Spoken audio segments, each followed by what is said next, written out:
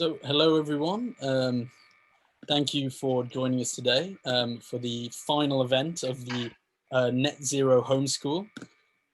My name is Shobhan Deer, I'm the Vice President of Oxford Climate Society, and I'm a PhD student at Oxford University working to develop sustainable batteries. For those of us joining for the first time, I'm excited to join you all and introduce you all to our Net Zero Climate Homeschool, which is a 5-part webinar series this week for anyone interested in tackling climate change and wanting to know more about achieving net zero emissions.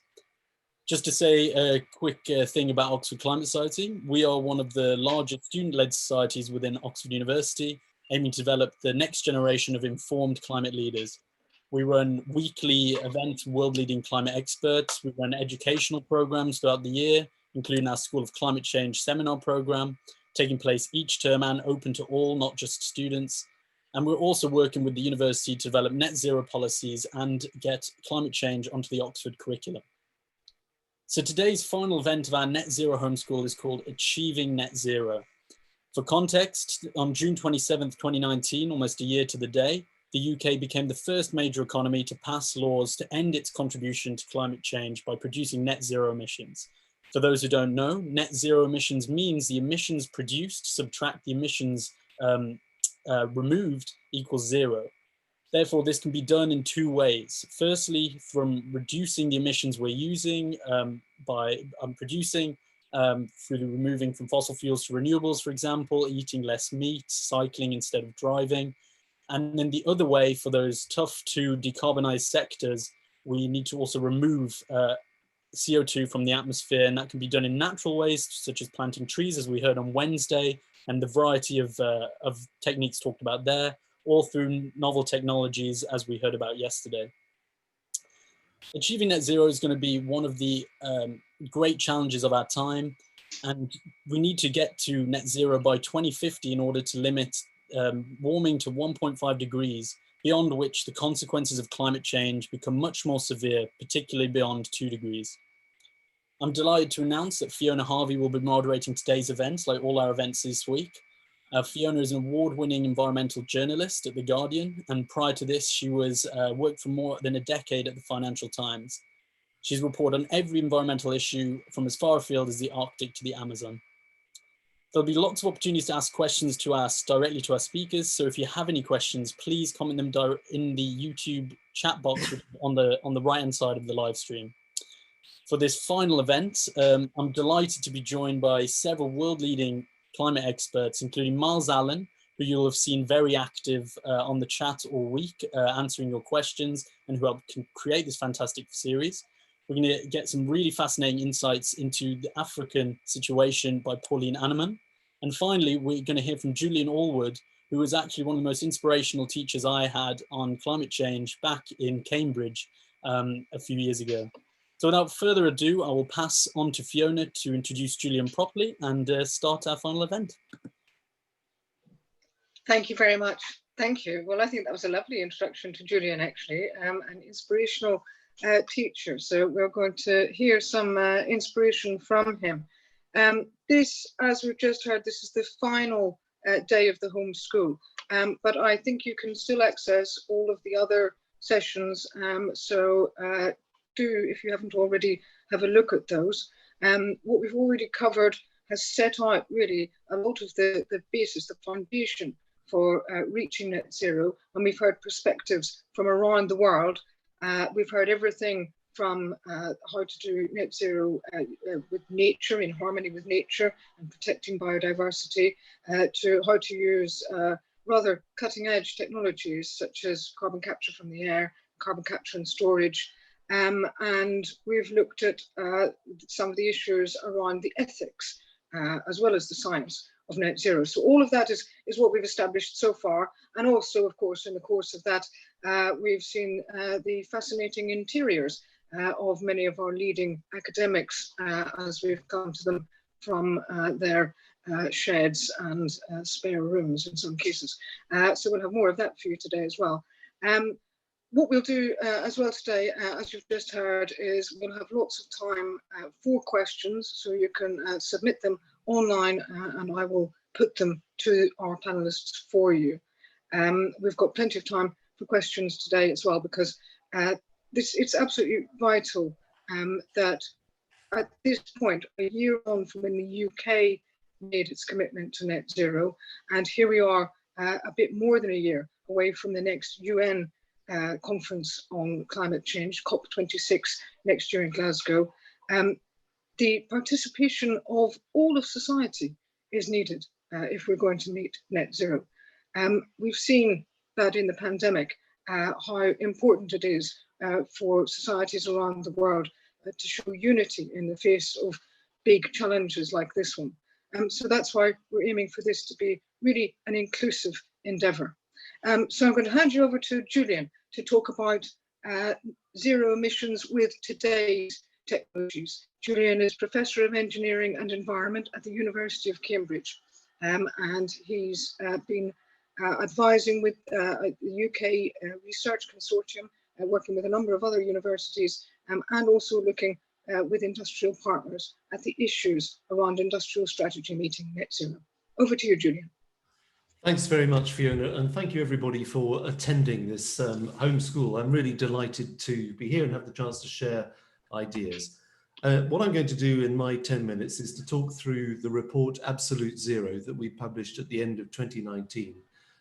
If you're interested, you can download it at the UK Fires website, ukfires.org. So it's, I hope, quite easy to remember.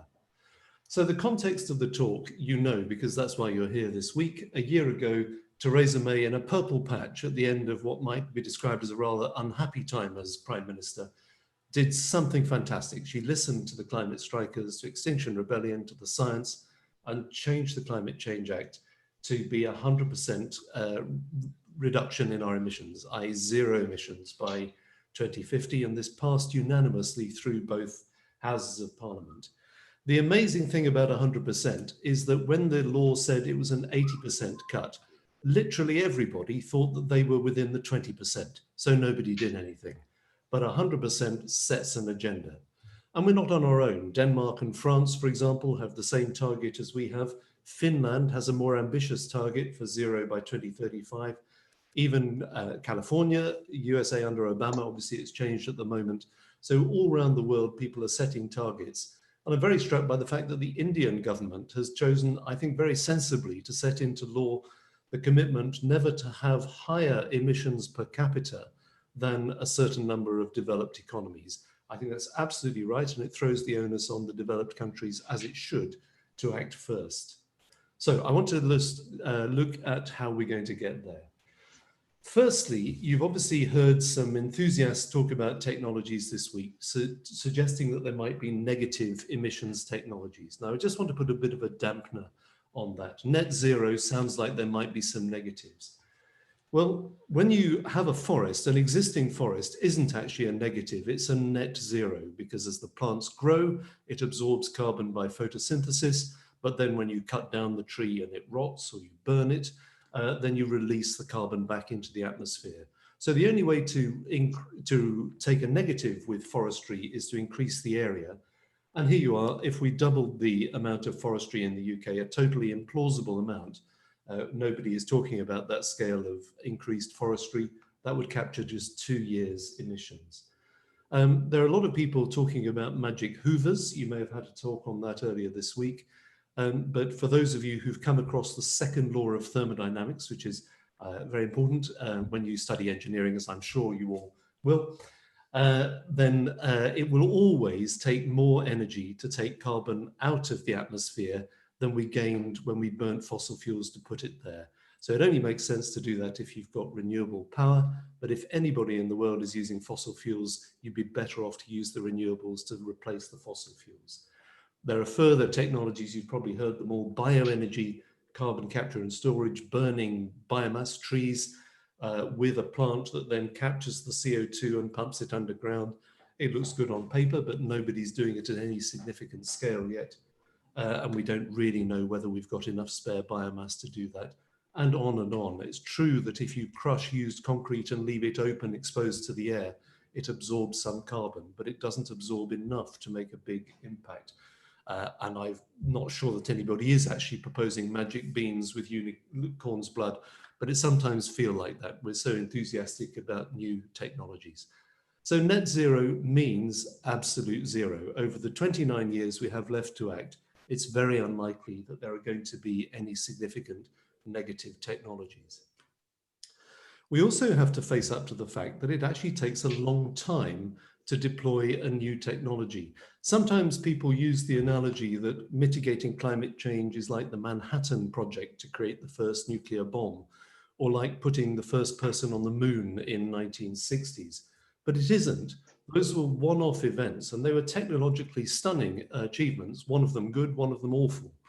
But we're not trying to do something once, we're trying to transform the whole world system. So merely having it once is totally irrelevant to mitigating climate change. Here's some evidence of the countries that have deployed new energy systems at the fastest rate of any country in the world. And you can see that it takes somewhere between 15 and 30 years to take the technology from an idea in a lab to the point that it's demonstrated at full commercial scale. And after that, there's a further typically 10 to 20 years for the market to develop, for that idea to become normal and to take over from whatever happened previously. That seems maybe a little bit remote, but this one is more familiar. You may remember that in 2004, the Scottish government found that the Forth Road Bridge was losing strength in its reinforcements and had to be replaced urgently. So they put in place a program to build a new bridge as fast as possible. And I use this example because a bridge is a big project like a new energy system, but it's 200 years old. We really know how to do a bridge. So doing this as fast as possible, it took 14 years. And for the first 8 of those, there was no construction. That was all the process of getting permission to use the land, dealing with environmental concerns, consulting local communities and so on. These things have to happen. And that's why the Crossrail Tunnel in London, the HS2 project, the Hinkley Point C nuclear power station are all already way behind and are going to take a long time. It takes a long time to deploy new technologies. And as a result, we just haven't got time to wait for these new exciting technologies to develop. We should be developing them as fast as we can, but they aren't going to be operating at scale within 29 years' time. So we came up with this graph to tell a story that what we want is emissions to drop to zero within 29 years. And to do that, we know that we're going to have to use less energy for a while. And then later on, when the new technologies develop, we'll be able to expand. So there's a period of restraint and then a period of regrowth. And that's the basis of this logo on the front of our report.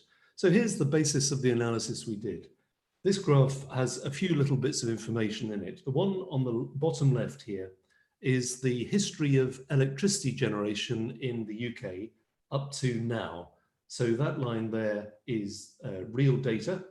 And you can see that over the last 10 years, we've expanded the amount of non-emitting electricity generation in the UK at an impressive rate. We virtually doubled it over all sources. So what we calculated was, let's just assume that we keep going at that rate. Sadly, at the moment, we're behind that rate, but let's assume we get energized and we keep expanding the non-emitting electricity system to 2050. And you can see that we'll have roughly 60% more electricity than we have today once we've shut down all the emitting electricity, the gas power stations, coal is nearly gone, and so on. So we'll have more electricity than we have today, but that will be the only form of energy we can use in a zero emissions world. To understand what that means, what you've got to think about is what would happen if we electrify everything we do today, if we electrify our cars, our boilers, our factories. So we've calculated what that would take. And if we electrify everything we do today, then we would need more energy than we're going to have available in 2050. So what we've got to do is to cut our electricity demand or our total energy demand by about 40% over the 29 years while we go crazy building non-emitting electricity generation. And then we've got to cut out anything that we can't electrify.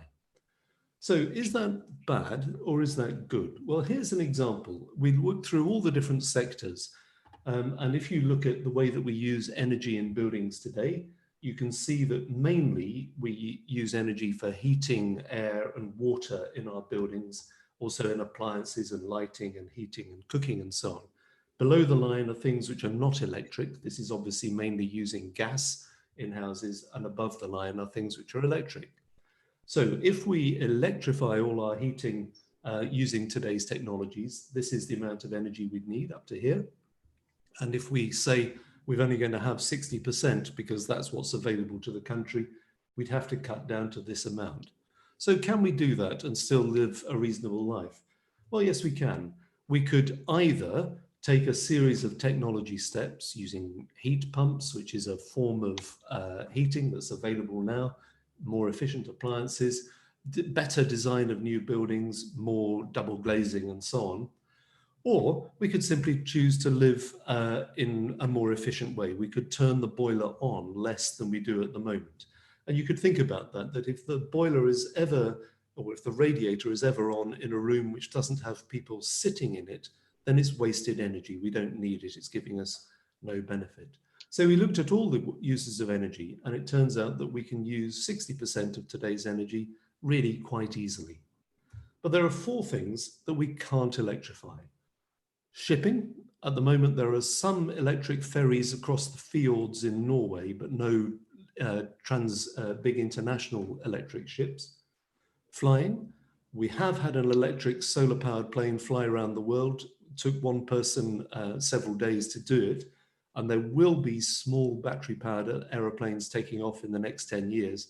But nobody in the world is developing long-haul electric planes because we can't, the batteries are too heavy.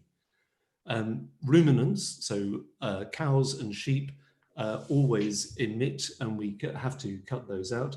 And the really challenging one actually is cement. We don't currently have any way of making cement without releasing emissions. So obviously that sets an agenda for people like me to think about how we can try and find ways to build buildings without cement. I want to close by drawing an analogy between what I've said and the way that we prepared for the virus.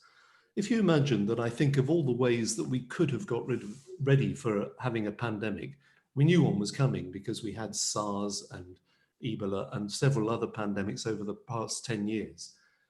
We could have done all sorts of things, but in the UK, we'd gambled on the technology of a vaccine in a day.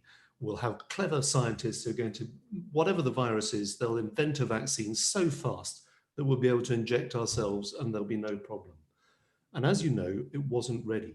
So if I imagine plotting all of the things we could have done on axes of technology risk or societal disruption, we gambled on this high technology risk, low societal disruption. It didn't deliver.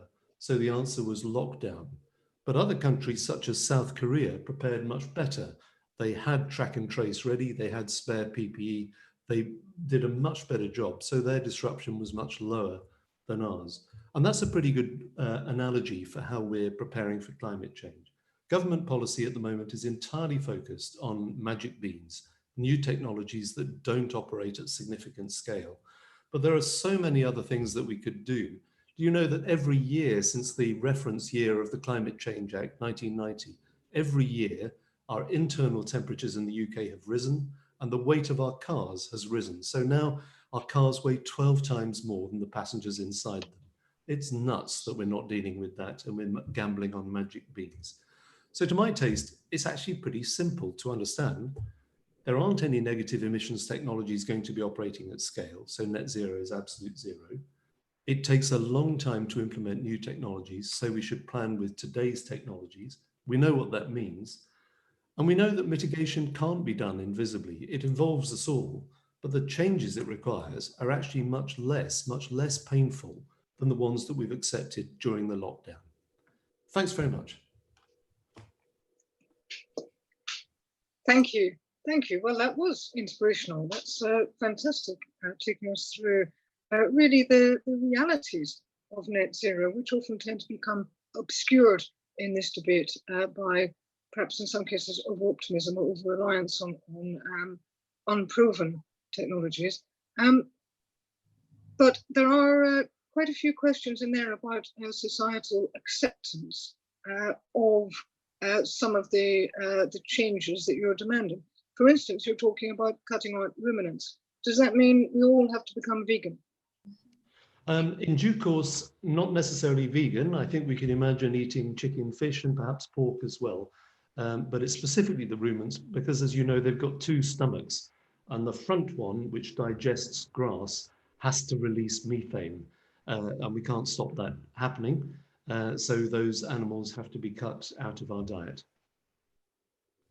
Okay. When you talk about change, I think what we've learned in the lockdown is that when we see a crisis, we respond very differently. So I think a lot of the worry about societal disruption assumes that climate mitigation just remains a kind of friendly dinner party chat, something that we can talk about as maybe we'll act or maybe we won't. But isn't that? It's far more disruptive than the virus. And if we don't act over 30 years, we're going to be facing a world war as we face up to resource shortages and the mass movement of people. So I think societal attitudes are going to change very rapidly once we feel the impacts as we have done with the virus.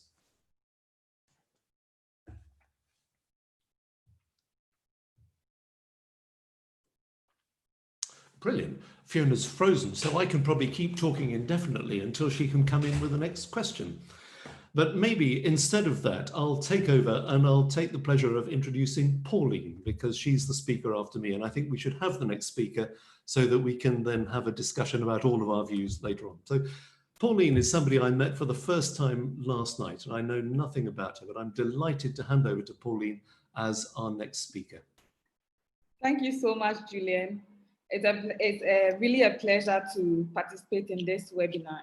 The topic for discussion is very important to Ghana and to the rest of Africa. And so I'm very privileged to do this. I remember from Fiona's introduction that she mentioned that addressing the climate change issue requires participation of all societies. Everyone's effort is required to achieve. Oh, Fiona is here, so should I proceed or? I'd keep going, Pauline. Yeah. Sorry, please carry on. It's my fault. My Wi-Fi connection suddenly disappeared. Okay. Don't worry, please carry on. Okay, that's fine. So as I was saying, I agree with Fiona's statement that participation by all societies is very necessary to address the climate change problem. And from Julian's presentation, the key takeaway for me is that, well, technology to address the climate change problem takes a long time to develop. And so we need to make use of what we have. And by that, what I got is that we need to double up on our mitigation measures.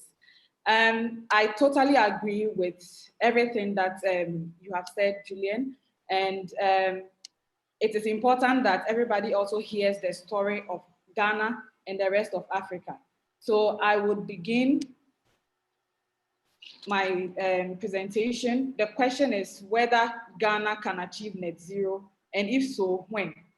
I'll skip an introduction to my organization because I have very limited time. But one thing I want everybody to understand is that Ghana is a developing country and we are all on different levels now as far as our contribution to climate change is concerned, and therefore our mitigation and adaptation strategies. However, Ghana agrees that we need to work on this climate change menace because it has very grave impacts on our economy and particularly the poor. And so the government of Ghana is very much particular about addressing the climate change issue. In Ghana, our current emission is around 42.2 million metric tons of CO2 equivalent. And out of that, the energy sector contributes about over 30%. So the energy sector contributes about 15 million metric tons of CO2 equivalent. Now, I want you all to pay attention to this slide. This slide talks about our primary energy supply as at last year. Because we don't have data for this year, this we can take as our current energy supply. And from what we see, to sum it all up, our energy supply is largely unclean. 94% of supply of energy is unclean, only 5% is clean. And the 5% constitutes hydro and predominantly hydro and solar. The rest, crude, natural gas, petroleum products, biomass. Julian mentioned that there's still debate about whether or not biomass is clean and unclean. Biomass has been classified as renewable, but I think that when we say countries should go in for renewables, we have to qualify the renewable. It has to be clean, renewable, because the biomass we have in Ghana here is predominantly wood, and wood definitely, when burned, emits CO2. Now let's look at the consumption. At the end of 2019, we consumed over 7,000 kilotons of energy. And again, it was unclean. More than 85% of that was unclean. Petroleum, biomass predominantly wood. And then when you look at the electricity sector also, you would see that it constitutes the least consumption. However, when we consider the electricity sources for Ghana, thermal plants generate the most. Hydro and solar sort of support with the renewables, but it's still very unclean. Now, let's look at it by sectors. You would see that 20 years later, from the baseline data of 2000, you see that 20 years later, transportation, energy consumed by the transport sector has significantly increased. It's the same for all the other sectors except residential. Residential is almost as par as 20 years ago.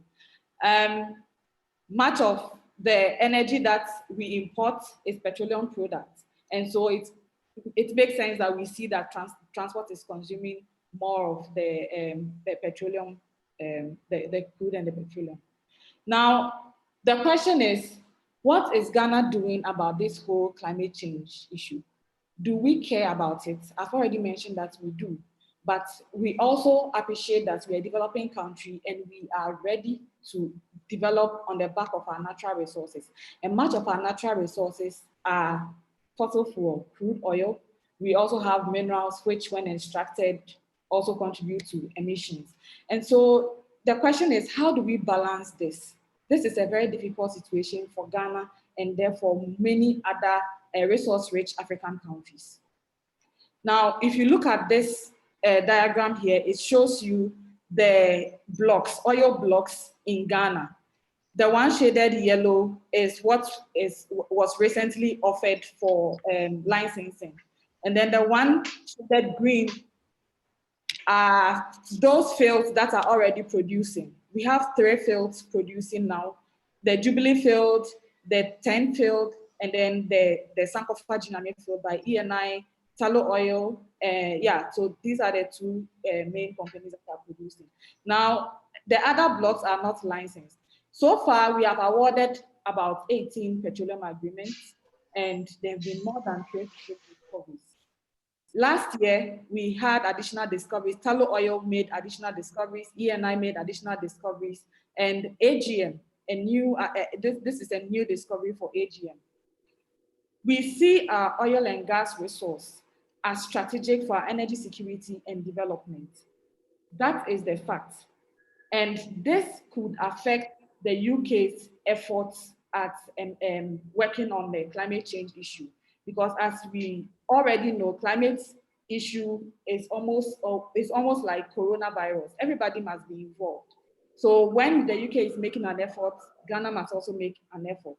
But as I already mentioned, to what extent are we willing to work on this climate change challenge? Now, still on the issue of hydrocarbons as a major contributor to our economic development, I want to draw your attention to this data. This shows how much revenues we received since 2011. We started producing oil from 2010. The revenue started coming in from 2011. And between 2011 and 2019, Ghana has earned about $5.9 billion from the hydrocarbon. And that is about 34 billion Ghana cedis. Please take note that our law requires us to distribute the revenues in a certain proportion to certain funds. We have this fund, which is called the annual budget funding amount, which has so far received 2.2 billion. And this fund supports the national budget. It supports education, it supports health, it supports agri, which employs majority of the poor. It also supports infrastructure development. This fund right here, the Ghana Stabilization Fund, is meant to cushion the Ghanaian economy when oil prices go down or when we face challenges with our revenues. This fund right here brings us back up. This is for future generations. And this fund is for our national oil company to build their competence, to invest and explore for more oil. So from what I have said so far, the key takeaway from you is that, the takeaway for you is that oil resources is very important, fundamental to Ghana's economy. These are children under trees. The government wants to eliminate this. And we have used revenues from oil to build infrastructure for children like this because they deserve better. This is an irrigation dam that was funded from oil revenues.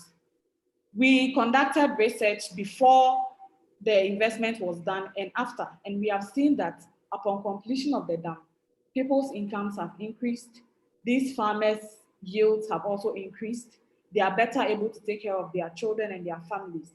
So the oil resource and the revenues that come out of it is contributing to people's well-being. Now, beyond the revenue, we also have a strategy.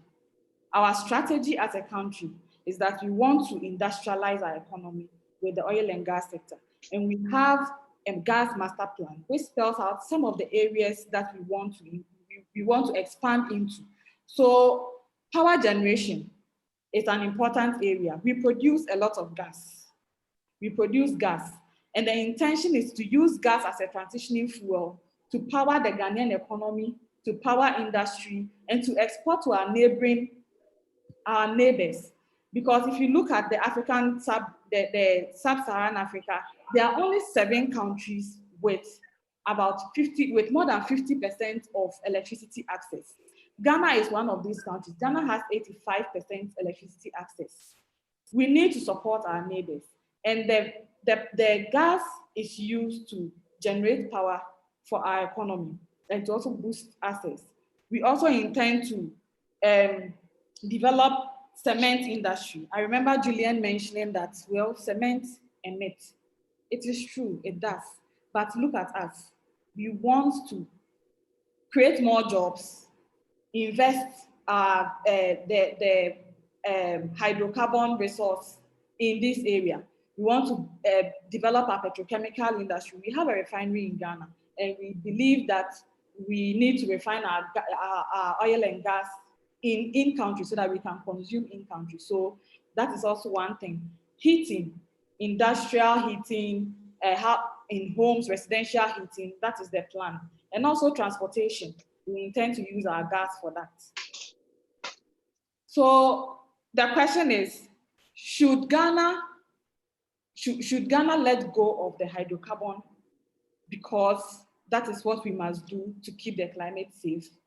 And this is a rhetorical question. This is for you to think about. While you think about it, remember that the Western countries, UK and the rest of the Western countries have developed, they've industrialized, they have used these fossil fuels, and now they are very well developed, and we look up to the UK and the rest of the global West. But I would reiterate again that we see the need to address the climate change problem because it affects us. It is our problem.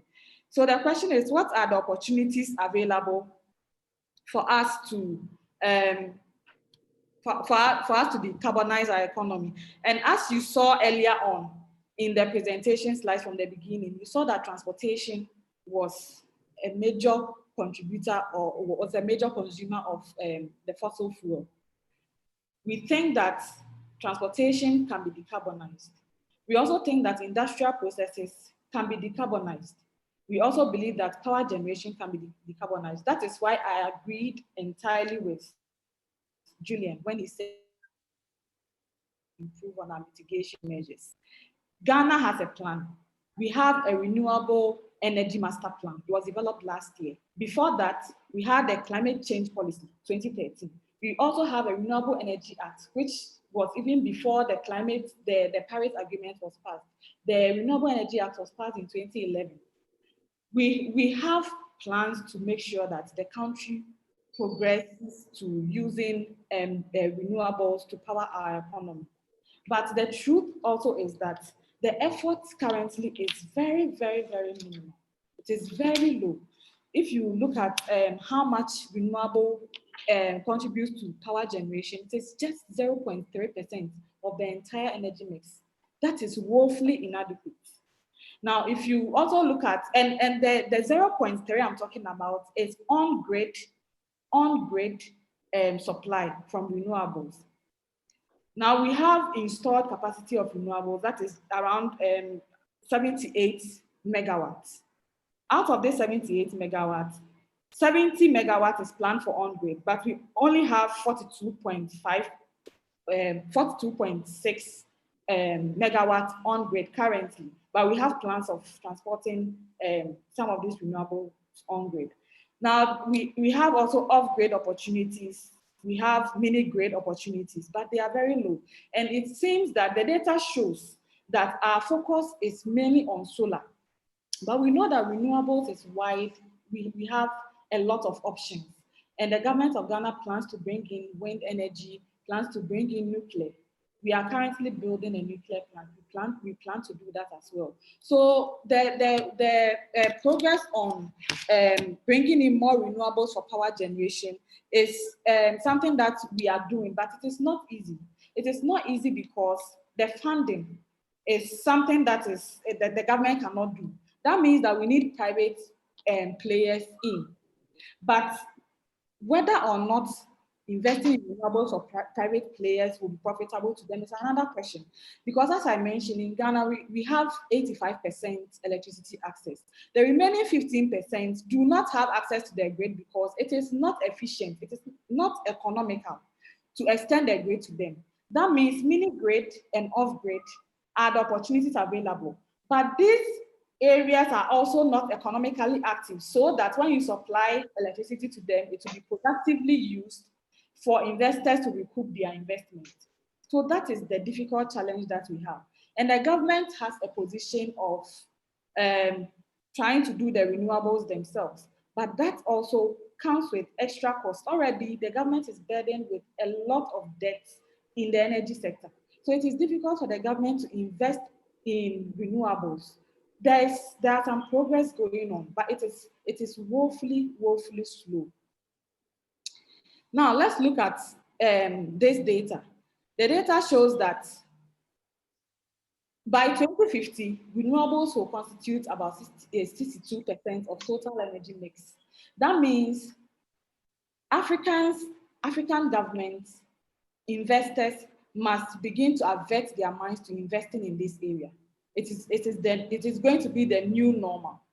We are going to have more renewables. So it is important for us to not wait until that time to make an effort. We need to start doing that now.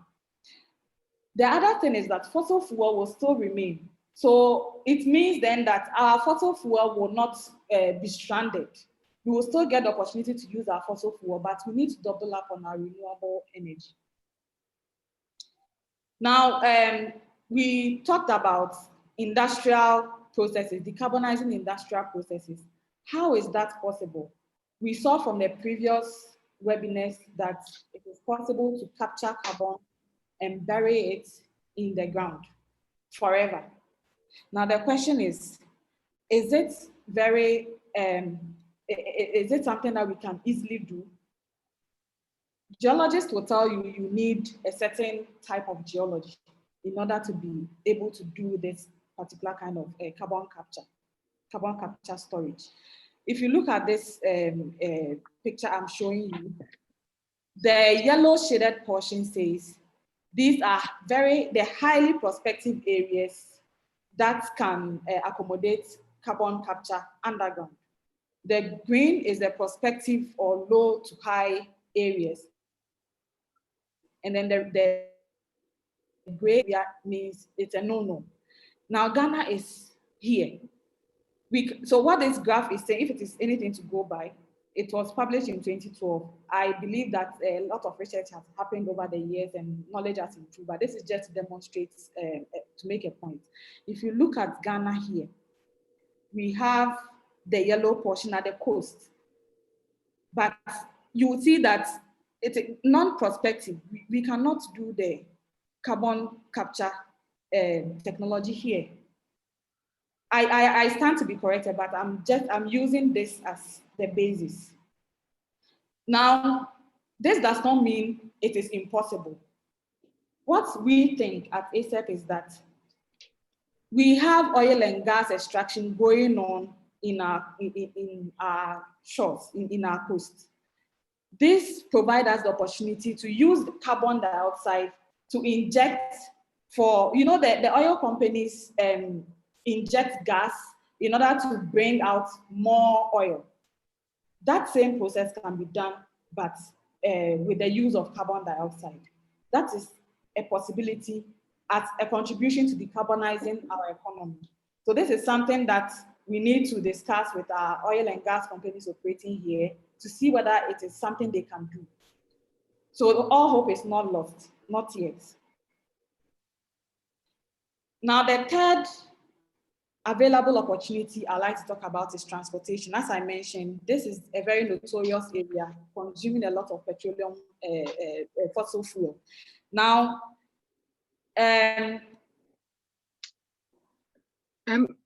if we could just accelerate this a bit, because this is actually my penultimate slide, so I'm literally done. So this graph here shows that by 2030, these minerals will contribute to lithium-ion battery, and lithium-ion batteries are they help with decarbonizing the economy, for want of better word. And these batteries or these raw materials for manufacturing these batteries can be found in Africa. DRC, Democratic Republic of Congo, has about 70% of the entire world's cobalt. Last year, they produced about 100,000 metric tons of the global share of, globally we produced 140,000 metric tons of cobalt. DRC alone contributed or produced 100,000. DRC again has copper. We have Guinea, which has aluminium. Madagascar has nickel and cobalt. South Africa has manganese. In fact, the largest producer globally. They also have nickel, cobalt, etc. Ghana has manganese. We also have lithium discovered somewhere. So what is my main point? My main point is that Africa can contribute to the global agenda of climate change by providing these natural resources for the development of the new technology. So this is where I digress with Julian a bit. Yes, the technology will take a long while to come, but we have to see that there's an opportunity in there, and that we also want to add value. The resource shouldn't be extracted out of the continent somewhere to be manufactured. We want it manufactured here, produced here, and then exported. That will retain value, help us to double up our steps towards, minimizing climate change emissions. And yeah, so basically, there are opportunities for Africa to contribute to climate change with the reduction in greenhouse gases through the mining sector. Excellent. Now, thank you very much. That's brilliant. Thank you very much. That's really taken us through a lot of what we can expect in Ghana and indeed wider Africa, and the efforts to reach net zero. We'll come to you with questions shortly, but first I'd like to take Miles Allen, who's going to talk to us about fossil fuels in a net zero world. So Miles, if you could take us on that, please. Sure. And thanks very much, Pauline, and thanks very much, everyone, for joining today. And I'm sorry I'm missing not being on the chat, sort of commenting on everybody else's talks, but I'm on this side of the Zoom call today. I subtitled my talk, How We Will Stop Global Warming, because that's a prediction I'd like to make. So I will be, I could perhaps say I'm agreeing with both of the earlier speakers. We always have to agree with each other on these, but I will come up with a rather different vision of the future than certainly you got from Julian's, because I think what Julian was giving you was how the UK could end our contribution to global warming. I think he's quite right. The UK could do that, but I don't think it's how the world will stop global warming. And so I think actually the juxtaposition of Julian's talk and Pauline's, and really stressing Pauline is speaking to us from one of the most enlightened and progressive fossil fuel producers in Africa, who are really thinking and grappling with the climate issue. And it really highlights the challenge the world as a whole has in getting beyond fossil fuels. If we want to stop global warming, we have to be clear what's causing it. I recommend you to go and have a look at this website. There you are. That's human-induced warming at the moment. You can see what's driving it up. These two numbers are going up. If you add them up, you get, multiplied by a factor, you get the number at the top. You'll notice that it's mostly carbon dioxide that's driving global warming at the moment. So go and look at that website if you want to work out what's causing global warming, and you'll rapidly find out that it's carbon dioxide, which we knew already. And as David Mackay beautifully put it, we must make sure we don't get distracted by the myth that every little helps. You know, we need numbers, not adjectives. And lots of measures we've talked about this week will help, maybe, but they'll each reduce global temperatures around mid-century by perhaps 1/10 of a degree. Meanwhile, fossil fuel emissions are driving up global temperatures by 0.2 degrees per decade. So we have to stop fossil fuels from causing global warming. And there are only two ways to stop fossil fuels from causing global warming. One is an effective global ban on fossil fuel extraction and use. I think we can imagine a national ban. I mean, in effect, absolute zero is a national ban on fossil fuel use in the UK. But I want you to ask yourself, can we imagine a global ban? And if we can't, the only other option is safe and permanent disposal of all of the carbon dioxide generated by fossil fuels. Now, yes, this technology is not yet available at the scale it needs to be, but it does exist. And I think there's a reason why it's not yet available, and a very fundamental reason, which we'll address in a minute. And there's no reason why it shouldn't be available on the scale it needs to be.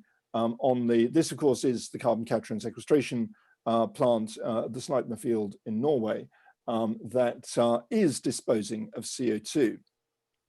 Let's look at the scenarios that actually meet the Paris goal, the more ambitious goal of the Paris Climate Agreement, to limit global warming to 1.5 degrees. Carbon dioxide production for energy and industry does not go to zero in these scenarios, actually at all, even this entire century. Net emissions to the atmosphere go to zero around mid-century because we get rid of a great deal of CO2. That's that big gray wedge there. That's the CO2 being re-injected into the Earth's crust in these scenarios to balance the production of ongoing production of CO2 in energy and industry. So you can express exactly the same information another way and just plot, that's the right-hand panel now, the fraction of the carbon dioxide we produce, that's 100%. We plot the fraction that we re-inject into the Earth's crust. And obviously, if we want to get to net zero emissions, that fraction has to reach 100%. And of course it does in these scenarios, because these scenarios do get to net zero. In fact, it goes beyond the 100%. We end up burying more CO2 than we're actually digging up. But sequestration is not happening in these scenarios. It's not happening now, as Julian pointed out. We've been talking about this technology for 20 years, and it's still not happening. I think Stuart mentioned a couple of reasons why, because it's expensive, because of the capital costs and so on. But I think there's an even more fundamental one. You have to ask yourself, who's the main beneficiary of successful development of carbon capture and sequestration? And the answer is the owners of fossil fuel assets. And so the problem we've had for the past 20 years is we've thought of this as a climate change solution, as something we do for the environment. Whereas actually what it really is a way of making fossil fuels more valuable.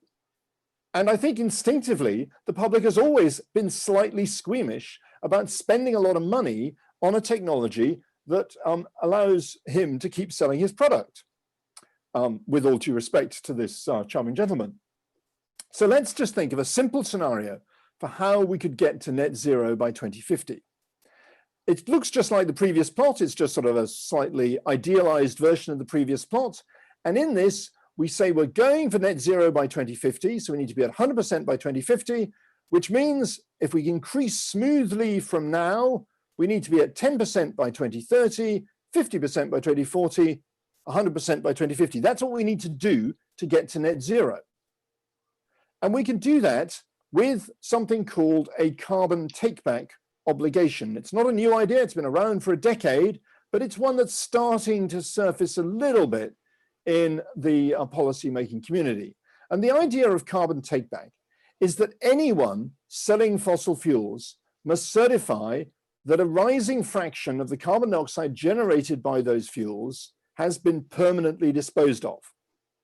And that sequestered CO2 could be sourced from any that would otherwise have ended up in the atmosphere. So initially, companies wanting to sell fossil fuels would simply capture their own emissions and dispose of them. Then they'd go on to industrial sources and eventually then end up scrubbing CO2 back out of the air to compensate for our aviation emissions in the 2050s. This doesn't need to cost very much. If we want to get to 10% by 2030, that would cost the consumer something like $7 per ton of CO2. That's much less than the current UK carbon floor price. Even at an air capture cost of $250 per ton of CO2 by 2050, that's 50 pence on a litre of petrol. That's not a prohibitive cost. So how could the UK stop fossil fuels causing global warming? We could commit to 10% sequestration by 2030 in our nationally determined contribution. At the moment, we know what we're trying to get to. We're trying to get to 100% by 2050. We've already committed to that.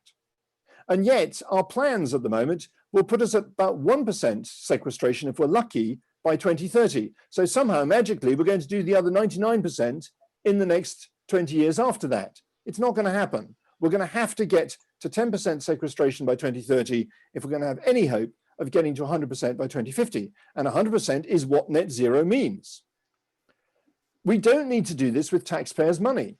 We just have to pass a single regulation, and we got very close to this in 2015, requiring companies extracting or importing fossil fuels into the UK to do the same, to get to 10% by 2030, 50% by 2040, 100% by 2050, and let's make this a condition of post-COVID-19 recovery support, because these companies are all looking for help at the moment. Why can't they get themselves on a program to decarbonize their products in time to achieve net zero? And of course, having done this ourselves for less than the cost of our current carbon floor price, so it would not affect competitiveness, we have to encourage our trading partners to join in. If we keep increasing that fraction to 100% by 2050, the problem is solved. This could be done. And crucially, after working on the IPCC 1.5 degrees report in 2018, I gave a lot of talks, including notably a talk to one of the world's one of the big extractive fossil fuel companies. I was talking to the annual meeting of their young engineers. I was giving the standard IPCC talk on 1.5 degrees. And inevitably, we got to the end of it. And somebody asked me, one of the managers asked me, well, personally, seriously, do you actually think we could achieve 1.5 degrees? And I just turned the question around and asked them, well, speaking to the engineers working for this company, if you had to decarbonize your product, if you had to dispose of a ton of CO2 for every ton generated by the products you sell by 2050, would you be able to do it? And they just looked at each other and shrugged and said, well, of course we would. There is one institution in the world that has the capacity, that has the engineering capability, that has the access to capital, and has the cash flow to decarbonize fossil fuels, and that is the global fossil fuel industry. And we need to get on with making sure that we're not even at the moment even asking them to try. We need to hold their feet to the fire and make sure they get on with it. And that's how we're going to solve global warming. Okay. That does sound like a great solution, but Julian, I might bring you in at this point, because does that come under your magic beans and unicorns category? Yes, I'm afraid it does. I disagree quite strongly with what Miles has just said. The scenario he showed us is purely a scenario, and it's a fantasy. It assumes that technologies can be deployed at any rate that we choose, just because it fits the graph that we're wanting to draw. But it ignores the fact that these are engineering projects that require public participation, engagement, and finance. So whatever the chief executives say, they can't do it that fast. We just can't build the technology that fast. Miles said we could imagine having a national ban. We can't imagine a global one. We already have a national ban. That is the Climate Change Act that was passed unanimously, which means that it is illegal to sell fossil fuels in the UK in 29 years' time. I don't think that's reflected in their share price valuations, but we already have that. And we're not alone. 5 other major companies already have that, already have that ban, and 60 are discussing it. So I can imagine a global ban being developed on a sort of trust and reciprocate basis as people learn to respond to other people in the same bucket. My overriding concern is that this techno fantasy of magic beans is stopping us deal with the things that we can do now. We've had 20 years of people talking about a global carbon price and CCS as the answer, and we've done nothing. Our cars get heavier, the internal temperatures go up. Let's start by applying the restraint. And if the magic beans come, if what Miles has said works, and I get the point about the incentive and placing the incentive on the fossil fuels, I don't believe it'll happen, but if it does, then that's terrific. That would expand the amount of energy we could use. But the issue is too important to worry about whether the fossil fuel industry survives or not. Firstly, we've got to guarantee that we get to zero emissions in order to secure our survival. Thank you. I'm going to put that to Miles again as well. And also I'd like to ask Miles, we had the point made yesterday that we will have to capture some carbon dioxide from the air as well, not just capture the carbon dioxide from fossil fuels that we emit from now. So can you see that happening? But then also this broader point we've just had from Julian and from some of our questioners in the audience, which is that you're taking away this focus on CCS will take away from good technologies now that we could use now, and from the need for things like efficiency, as we've just heard. I don't think this is taking away from anything, because what I was describing says nothing about anything other than what we do with fossil fuels. So as I was stressing, this was a scenario for how we stop fossil fuels causing global warming. How much other energy we generate with other methods is neither here nor there, but we know we have to stop fossil fuels causing global warming. So let's do that, and let's place the onus fair and square on the fossil fuel industry to stop their product causing global warming. We know that that will make their product more expensive. We know, therefore, we will probably use less of it. We will probably use much less of it under a scenario in which it's actually, in which they're actually required to dispose of their principal waste product. But what we cannot afford to do is to keep relying on massive efforts in other areas to reduce emissions, while allowing the fossil fuel industry and its customers, which of course includes us all, to continue causing global warming without contributing in any way to the solution. Under the scenario of you sort of give up on CCS and just focus on deploying renewables, then you may ban fossil fuel companies out of existence in 30 years' time, but they'll have made a tidy penny at the expense of the planet in the meantime. So what I'm suggesting is just a different scenario. You might say, well, we expect the fossil fuel industry to shrink, but while it's shrinking, let it start to clean up its act, because we know we're going to generate more carbon dioxide than we can afford to dump in the atmosphere. That is a certainty, and therefore somebody's going to have to get rid of it. It may as well be the people who are profiting from its production today. Okay, well, I think we all would like fossil fuel companies to clean up their act, but it's been very difficult to get fossil fuel companies to clean up their act, even in the very visible forms of pollution. I'd like to bring you in, Pauline, on this, because we've seen how many fossil fuel companies have acted in Africa, and the terrible pollution and so on that they've caused. Do you think that Miles' solution of throwing this problem back onto fossil fuel producers, do you think that will work in Africa? Well, Mark's suggestion is brilliant. It makes sense for the fossil fuel companies to pay for it. But also, Miles made a statement that got me really thinking. He's saying, let's ban fossil fuel companies. So my question is, having spoken about what fossil fuel means for Ghana, and knowing that tallow oil is in Ghana with a valid contract that could span to as far as like 2030, and tallow has made a discovery again, and if they happen to get a new petroleum agreement, that'll be another 25 years of entering into a contractual agreement with the government of Ghana. If you should ban tallow from producing oil in the UK or supplying anything fossil fuel in the UK, would that still apply? Would that rule apply for other countries as well, the countries where tallow operates?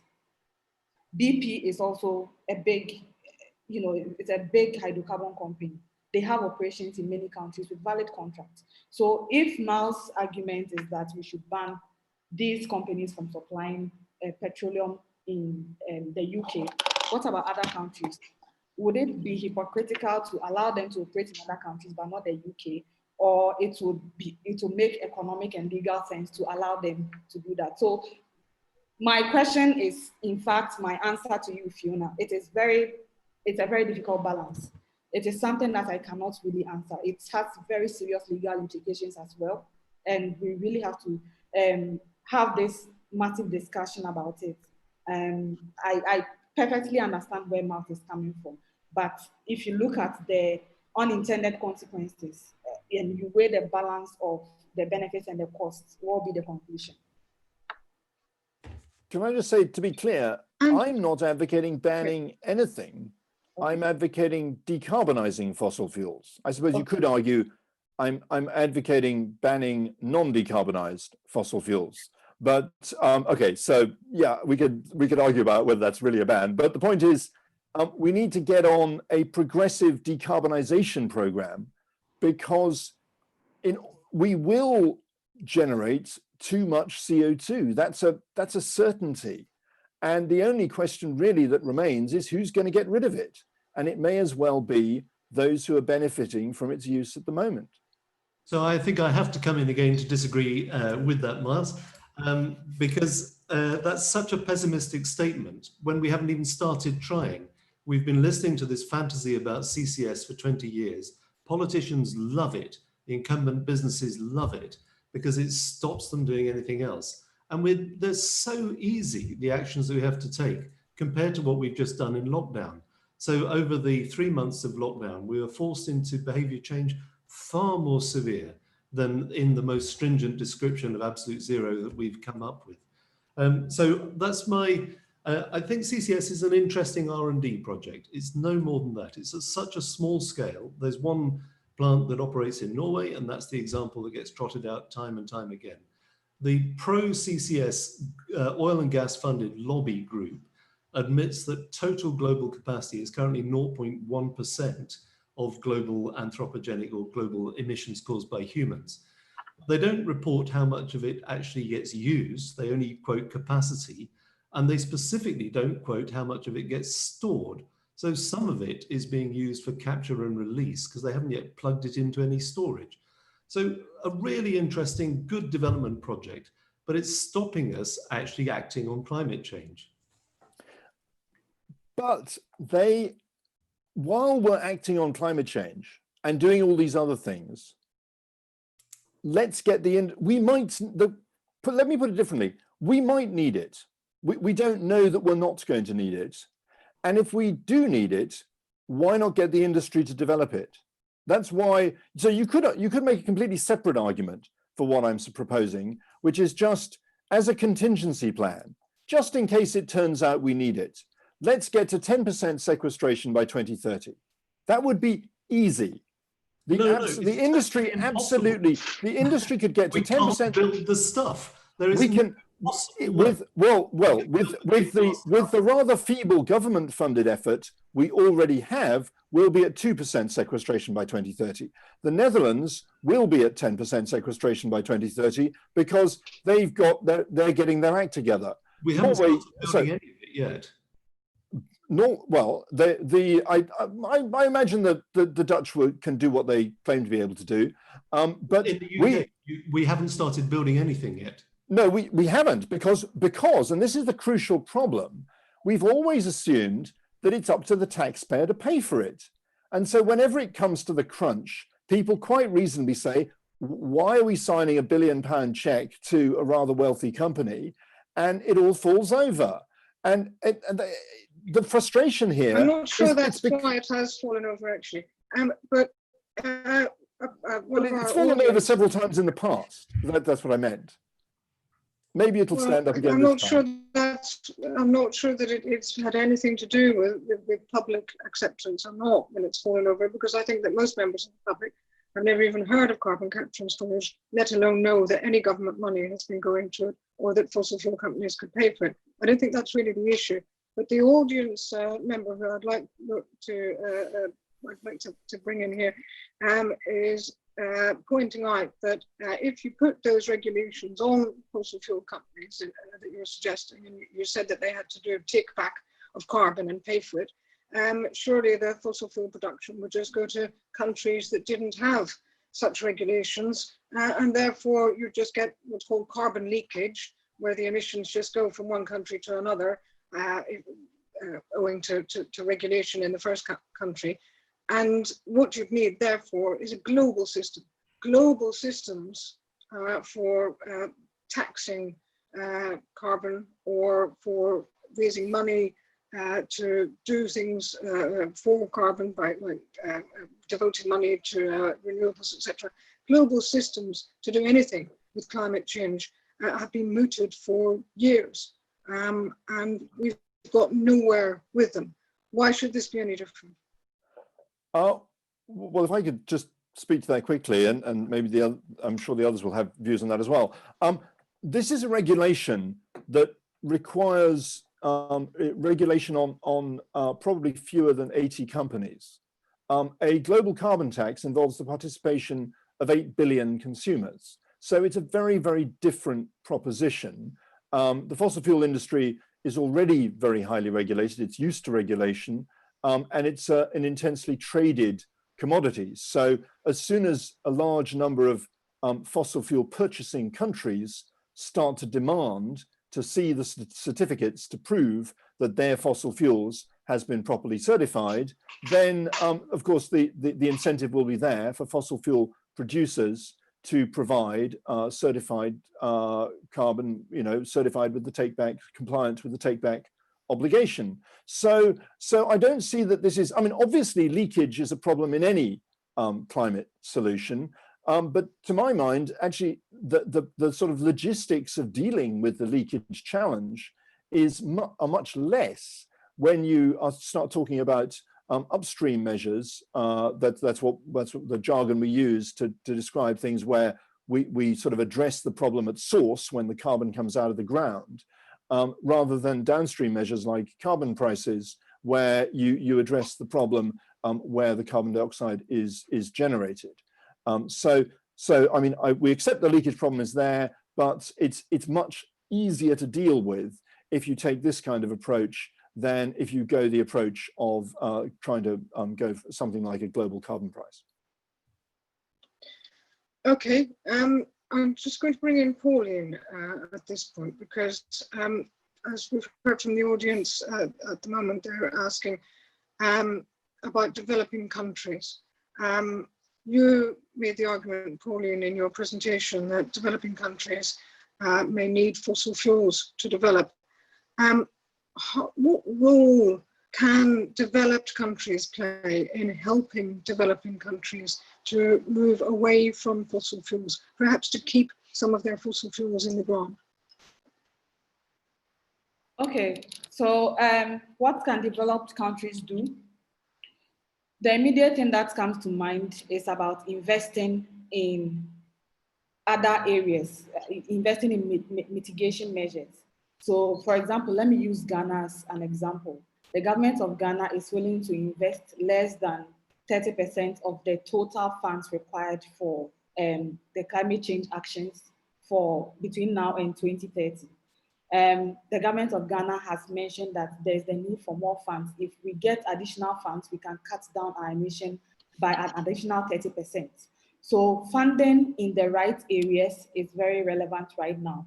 And as I mentioned earlier on, electricity access is a major problem for people living in rural communities. And these people cannot get onto the grid because it's not efficient to do that. So what developed countries can help Africans with is about bringing in the right investments or the right partnerships to do that. Another thing I want to talk about is, investing in the metals that can help with renewable energy technology. I know that Julian has already mentioned that these technologies take a long while to come upstream, to come online, but we still need to work on that, right? And we have a role to play. We have the resources, but Africa does not want to export the resources anymore. We want to cut down the global emissions of the supply chain when minerals have to move from Ghana or from DRC to China to be processed and then later transported to Europe to be developed into batteries. We want batteries to be developed here, lithium-ion batteries to be developed in Africa. That requires a lot of investment. And these batteries definitely help to take out carbon dioxide. So we need to add value to we already have the minerals.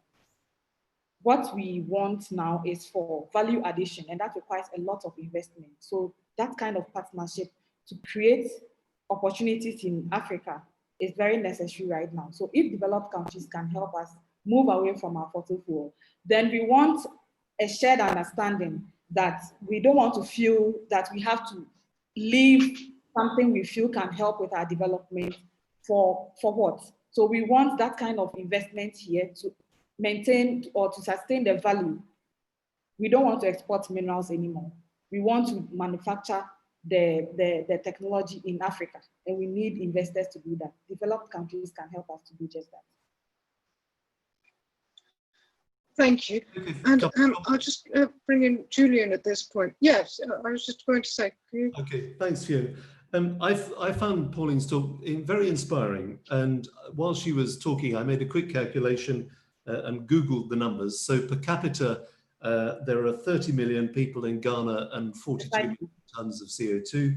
In the UK, we've got 60 million people and about 400 million tons of CO2. So we're about 5 times as much per person. And of course, we've been doing it since the Industrial Revolution. And as Pauline showed, then their emissions have doubled in the last 20 years. So I think we haven't got a single platform, a single word we can say about what Ghana should be doing. Although I like the Indian model, I think that sense of a target saying we won't be worse than you is terrific. I really like what Greta has said on actually everything I've heard her speak. But when she said actions, not words, are what we are required now, that I think is the way that the UK could contribute to Ghana, is to show what a world looks like with a low emitting future, to create a different sort of form of aspiration. And the third point I had was about development. We've been hoodwinked by economists to believe that development means the growth in the speed of money moving around a country.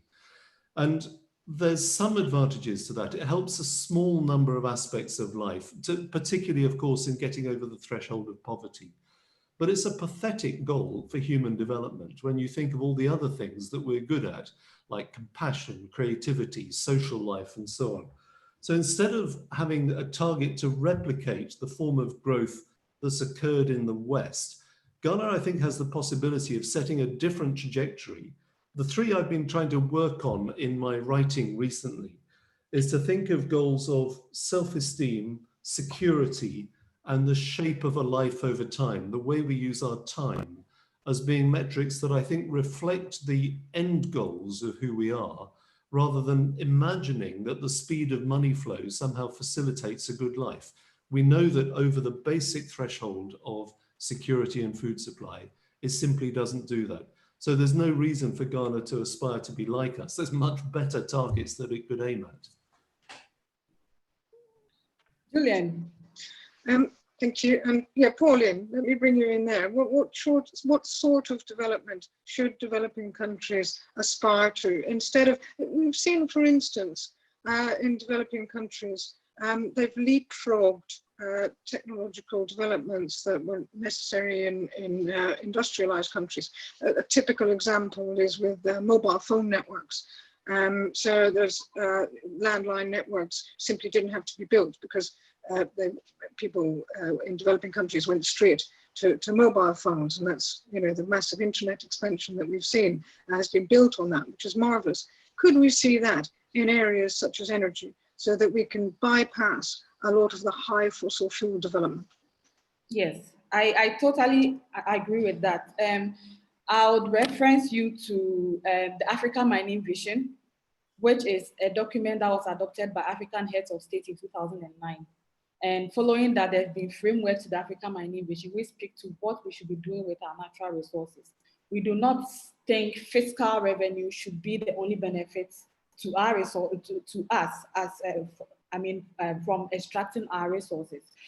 We want non-fiscal benefits as well, and that includes, you know, building industries. It includes building human capital, investing in human capital. We have minerals that could feed into technology development, right? It could feed into the mobile phones and all that. But value addition is what we lack. The technology required, the technological know-how to do exactly that, to add value to our resource, is what we lack, and that is what we need to do. Invest in human capital development, invest in industrializations and value chain, make sure that development is sustainable. The natural resources are exhaustive, and as we already know, the revenues from mineral extraction is volatile. So we need to move away from just relying on fossil fuel and the revenues that come of it, to thinking about sustainable ways of creating linkages in our economies that could sustain, that could create employment, more jobs, sustain incomes and all that. So, you know, human capital development is very relevant. Technological development is also important. Improving on value addition is also very important. I think when this is done, Africa would, move away from depending on revenues from the fossil fuel. Thank you.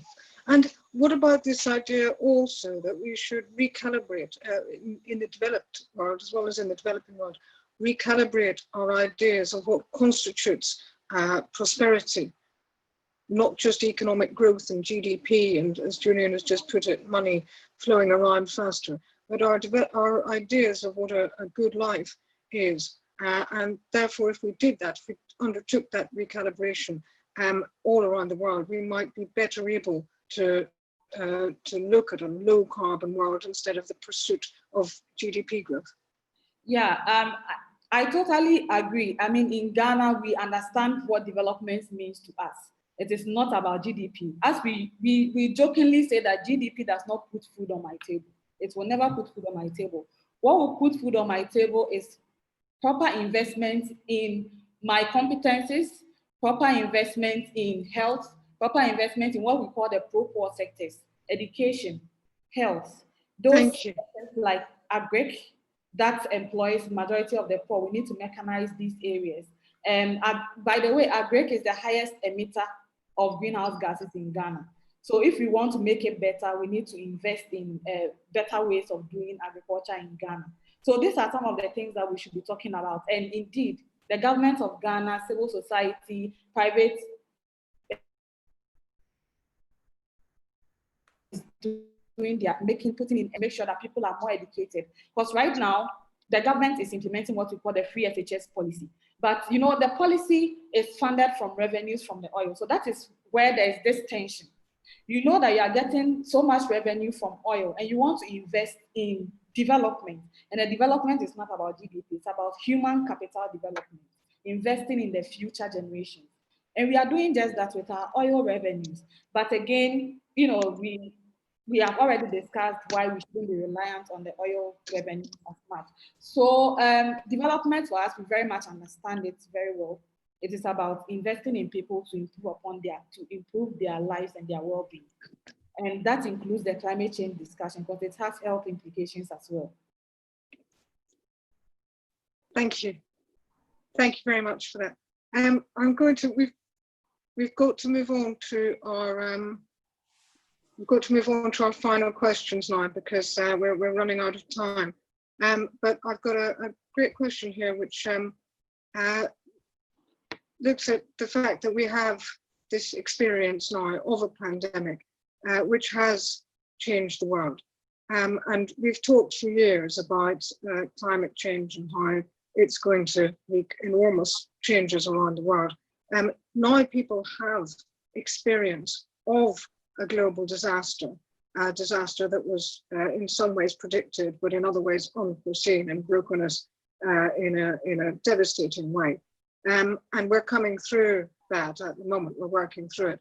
So what we need to talk about here is how the pandemic will affect our attitude to climate change, how it will impact how we deal with climate change, possibly through a green recovery in the next few years, but also in terms of just changing our behavior, our minds, and our outlook that will perhaps make us feel the urgency of the climate change situation.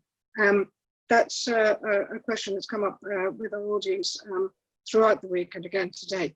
I'd like each of you to take a couple of minutes to answer it in turn. Actually, Pauline, I'll come to you first, then Miles, then I'll give the last word on this to Julian. Thank you. Okay, so the pandemic has really taught us Ghanaians about how it is important to improve lives, move away from relying on natural resources for our own development. And the development, I already mentioned what it means.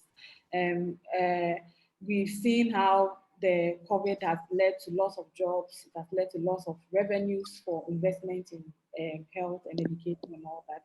And we also have seen the need for us to invest in human capital development. And so this climate change discussion is very important to Ghanaians.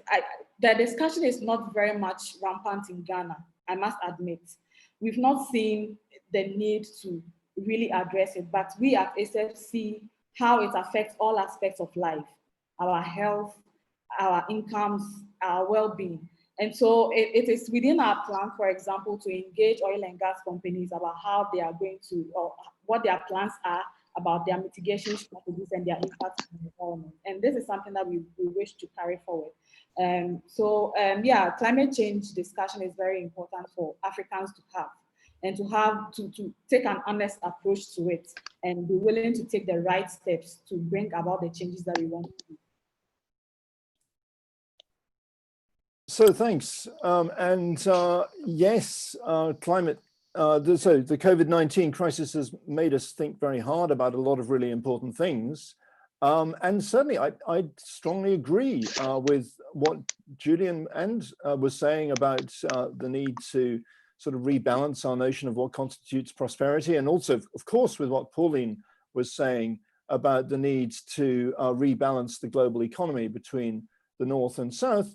And it's very important to stress that what I was suggesting was absolutely in no way inconsistent with any of that. I'd be delighted for all of that to happen. All I was suggesting was how to solve one very specific thing, how to stop fossil fuels causing global warming.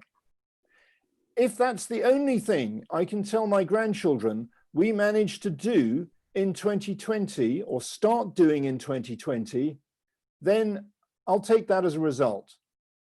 But at the moment, if we don't start making everyone who uses or profits from the use of fossil fuels to take responsibility for disposing of their principal waste product, we are not going to stop global warming, because we're not going to stop fossil fuels from causing global warming. And if there's one thing everyone can take away from this, is that this would be so simple.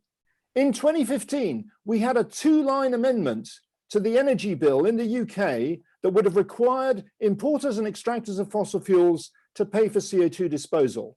It was a 2-line amendment. If it had gone through, we'd now be on a path to solving global warming. It was lobbied out of existence, fiercely, of course, by Oil and Gas UK. Of course, they didn't like it. They love to talk about CCS. They hate the suggestion that they might have to pay for it. If they're actually required to pay for it, they'll just do it.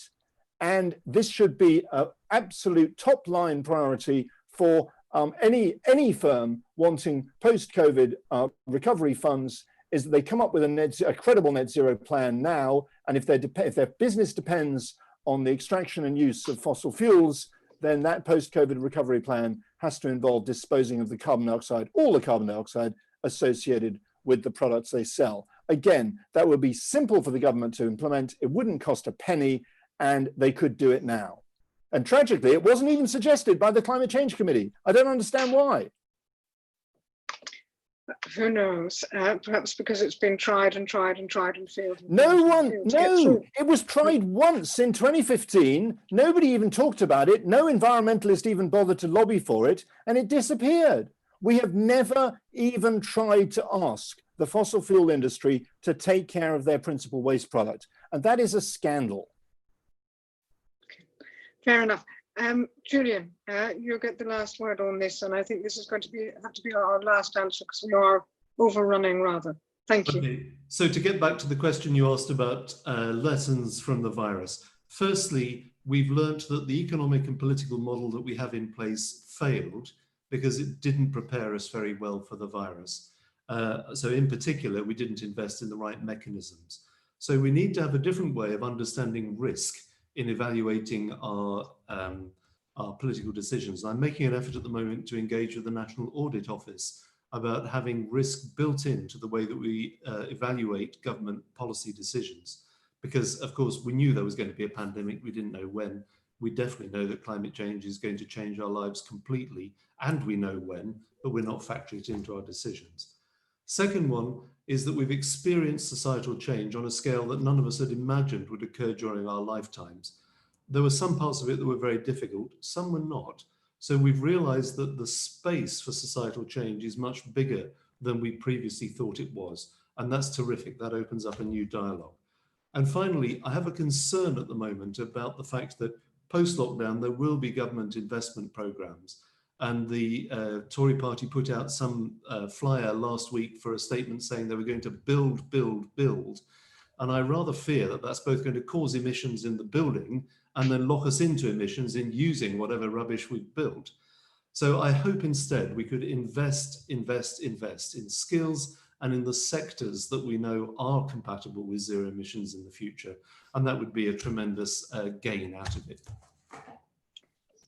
Thank you. Well, it would be good to have some kind of gain from the lockdown. So that's an excellent hub. Thank you all. Thank you, Julian, for your contribution. Pauline, it was brilliant to have you talking about Ghana and indeed the broader developing world. Thank you so much for that. And Miles, I'm sure everyone is now utterly convinced of your rightness. And if not, you'll be on the YouTube chat to make sure they are. Thank you very much indeed. Thank you, all of you. It's been a great session today, and it's been a wonderful homeschool all week. I think we've all benefited from it, and hopefully this will inform the debate, not just in the UK on net zero, but around the world. I hand you back to the Oxford Climate Society. Thank you. Thank you so much, everyone. Thank you, Julian, Miles, and Pauline, for an absolutely fascinating discussion, and covered all the so many important issues and a wide range of them with some very different perspectives, which is really great. I'd like to give a special thanks to Fiona for having moderated all these events in so fantastic a way all through the week, and getting the really important questions out there and challenging, and getting all the important issues out in the discussion. So thank you so much. And I'd also like to give a special thank you to Miles himself, because he did make all this possible, and he actually brought all this fantastic range of speakers we've had this week all together. So thank you for all the effort, and for the effort in answering all the questions in the live chats all week. I would also like to thank Ellie Holton, who's done an absolutely superb job moderating our live chats all week behind the scenes. And I'd like to give a quick thank you to Heather, Alexis, Alice, Kaya, Olivia, and Peck, and there's many others who've been working tirelessly behind the scenes to promote and support this series. So thank you to all of those. And I'd finally like to thank the Climate Works Foundation and Oxford Climate Research Network for their support. So I hope you all enjoyed the series. Once again, please share with your friends and anyone who you think might be interested. All of the videos are immediately available on our YouTube channel and will stay there. And just to finish, I'm going to hand over to Nathan Lawson, our president, the president of the Oxford Climate Society, to say a few final words. Brilliant. Well, thank you very much, Shobin. I'd like to echo some of those thank yous as well. But just to start off, I'd like to thank you, Shobin, as well for helping co-host this alongside me. It's been an incredibly interesting week, and I've learned a lot. Just to also echo that thanks to Fiona for challenging some of the speakers, for clarifying some of the points that we've heard and make them accessible for a lot of the school strikers that have been enjoying the Net Zero series this week. I also want to take this moment just to conclude what has been an incredibly successful term despite the coronavirus, and when we came into the committee being told that everything had to we had to go pack up our stuff and potentially not return to Oxford. So thanks to Shobin, Alexis, Ellie, Alice, Olivia, Emily, who have formed this new committee. And just to look forward as we progress over the summer into the new academic year, there's just a few things that I'd like to mention before we close today's event. So Facebook is probably the best place to keep up to date with our latest events. The website's also good, but it's not updated as regularly as Facebook, so definitely check out our Facebook. We also have another event coming up in just, I think, 2 weeks' time. Monday, the 13th of July, with Patricia Espinosa. She's the Executive Secretary at the United Nations Framework Convention on, the United Nations Framework Convention on Climate Change. She'll be talking about the impact of COVID-19 on climate policy, which is something that we've also touched on briefly today. Another thing that I wanted to mention is that OCS are proud to be partnering with many university departments and the Oxford Alumni Office to create a new scheme called the Oxford Climate Alumni Network. This network that we will launch in September and unite alumni across Oxford who care deeply about the climate. The OxCan team has just released a consultation. So if you're an alumni and you've been listening into the series and you'd like to have your voice heard, then please do head over to the OCS website and go to the network section and fill in the form there. And then just to leave us with 2 points to conclude, we still have a lot of work to do. Whilst we have an amazing week, there's still a lot that we need to work on. So we're really trying to move the conversation on here at OCS to focus mainly on social justice, the moral and ethical aspects of climate change, which we also touched on Monday and Tuesday this week. But it's crucial to the discussion and informing responsibility, policy, and creating vital perspective within the context of the COVID-19, but also the Black Lives Matter process that have been going on around the world. The racial injustice and inequality have been brought to the fore, and it's these very inequalities that also exist within our society that climate change, the crisis of climate change, will also bring to the fore. And so to tackle climate change, we also simultaneously and in tandem need to tackle and address these very inequalities.